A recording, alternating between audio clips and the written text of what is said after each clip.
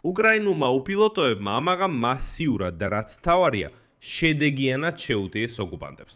ობიექტებს შორის, რომლებიც თავდასხმის ქვეშ აღმოჩნდნენ, იყო რუსეთისა და ოკუპირებული ტყირიმის ნავთობის ლოგისტიკის ელემენტები.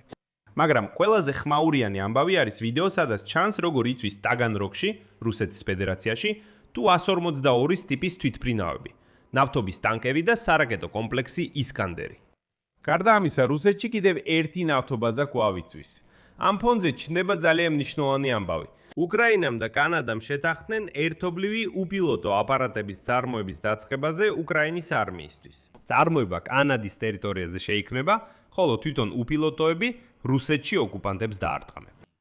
ამასთან ერთად გვაქვს რთული დიპლომატიური სიახლეებიც, რომლებიც ჩვენს მოკავშირეებთან არის დაკავშირებული.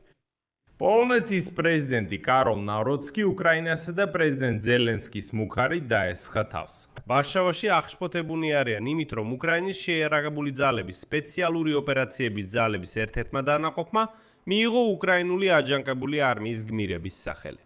ამიტომ ამ გამოშვებაში განვიხილავთ, რამდენად საშიშია ეს კონფლიქტი პოლონელებთან და როგორ დასრულდება ეს ყველაფერი.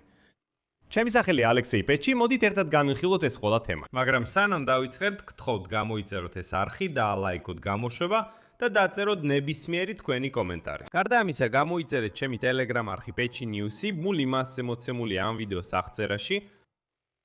მოდით დავიწყოთ სიახლეებით. რუსეთის წინააღმდეგ თავდასხმაზე. 30 მაისის ღამეს რუსეთის საჰაერო თავდაცვის ძალებმა 12 რეგიონსა და ოკუპირებულ კრიმსა და აზოვის ზღვაზე 127 უკრაინული თვითმფრინავის ტიპის უპილოტო აპარატი გადაიჭირეს.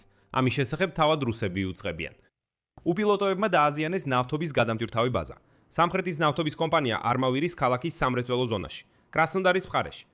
ობიექტზე ხანძარი გაჩნდა, გარდა ამისა რაღაც იწოდა პრიმორსკო-ახტარსკში, სადაც სამხედრო აეროდრომია. ასევე კიდევ ერთხელ დარტყმის ქვეშ აღმოჩნდა ნავთობის ბაზა ფეოდოსიაში.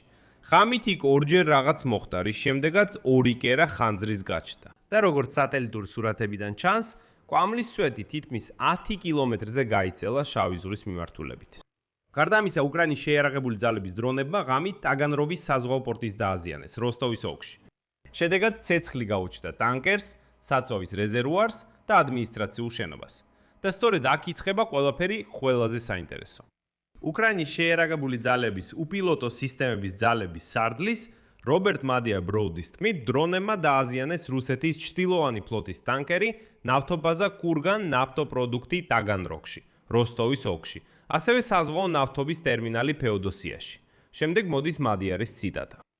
30 მაისის ღამე ძალიან ცეცხლოვანი იყო. თავისუფლების მოხარე უკრაინულმა ფრინავმა უპილოტო სისტემების ძალებიდან ღამის განმავლობაში დაამუშავა 23 სამხედრო მიზანი და ობიექტი მოწინააღმდეგის ოპერატიულ სიღრმეში. ვიდეოს შემდეგ შეგვიძლია დავინახოთ სწორედ ის მოხვედრა რუსეთის ფედერაციის ჩრდილოვანი ფლოტის ნავთობის ტანკერში.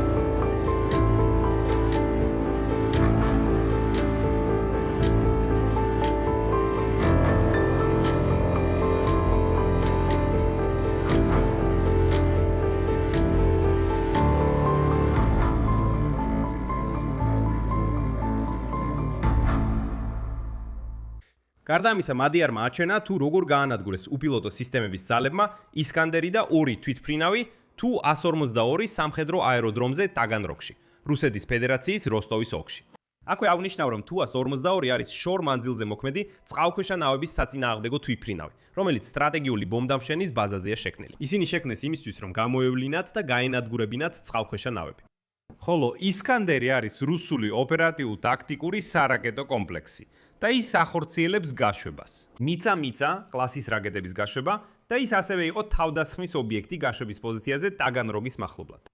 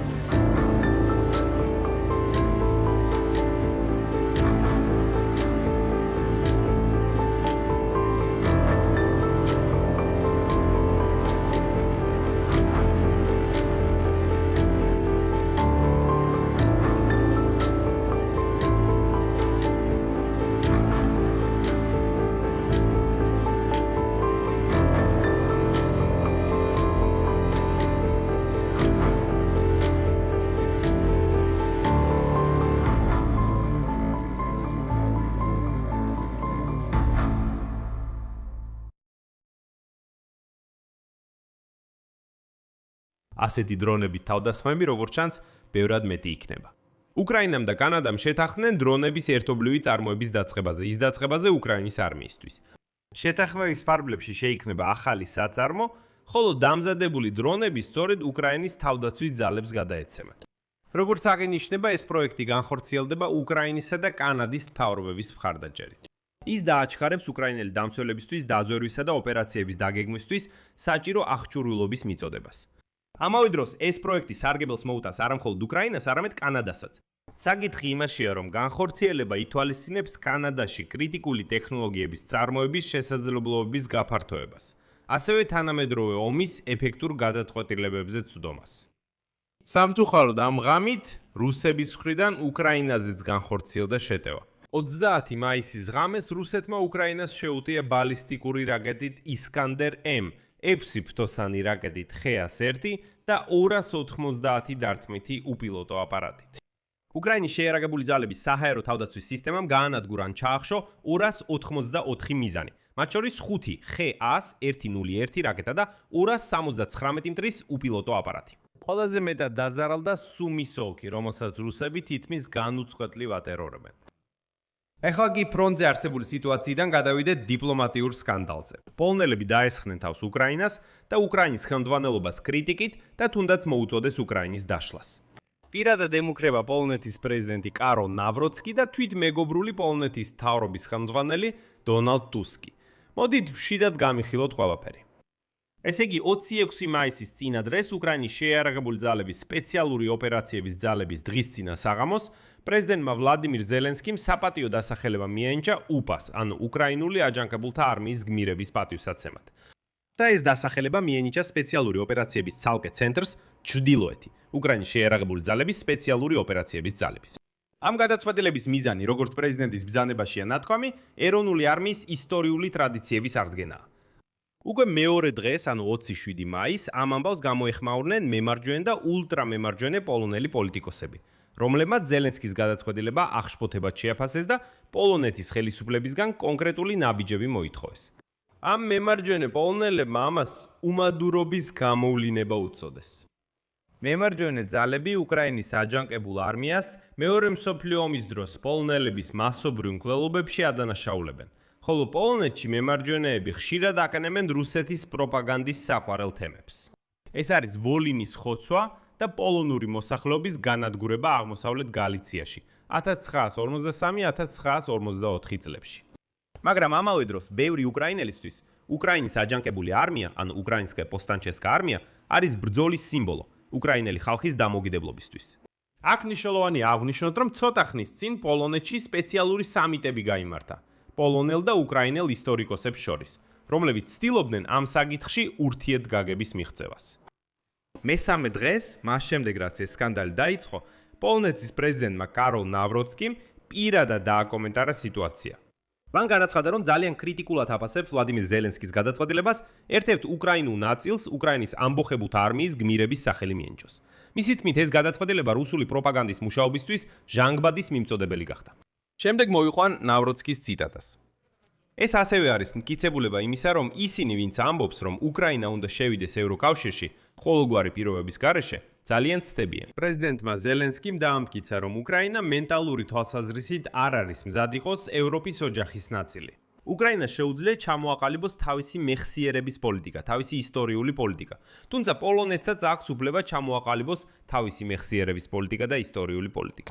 8 ივნისს გაიმართება თეთრი არწივის ორდენის კაპიტულის სხდომა. მე შევთავაზე, რომ ერთ-ერთი პუნქტი ყოფილიყო უკრაინის პრეზიდენტ ვოლოდიმირ ზელენსკის ორდენის ჩამორთმევა. აქ მნიშვნელოვანია აღინიშნოს ამ მომენტის სიფაქიზე, რადგან 2 დღის განმავლობაში ნავროცკი მაინც იკავებდა თავს ზელენსკის გადაწყვეტილების კომენტირებისგან, ისევე როგორც მისი პოლიტიკური ოპონენტები. პრემიერ-მინისტრი დონალდ ტუსკი და საგარეო საქმეთა მინისტრი რადოსლავ სიკორსკი, რომლებიც უფრო კეთილგანწყობილნი არიან უკრაინის მიმართ. და ის სამივე მიანიშნებდა, რომ ახლა არ არის დრო ჩხუბისთვის, მაგრამ მაინც მოუწევთ მიიღონ რაიმე სიმბოლური გადაწყვეტილება პოლონელი მემარჯვენეების დასამშვიდებლად. და ყველაზე სავარაუდოდ ზელენსკის პოლონურ ჯილდოს, აი ამ თეთრი არწივის ორდენს მაინც ჩამოართმევენ. და ამით ისტორია დასრულდება.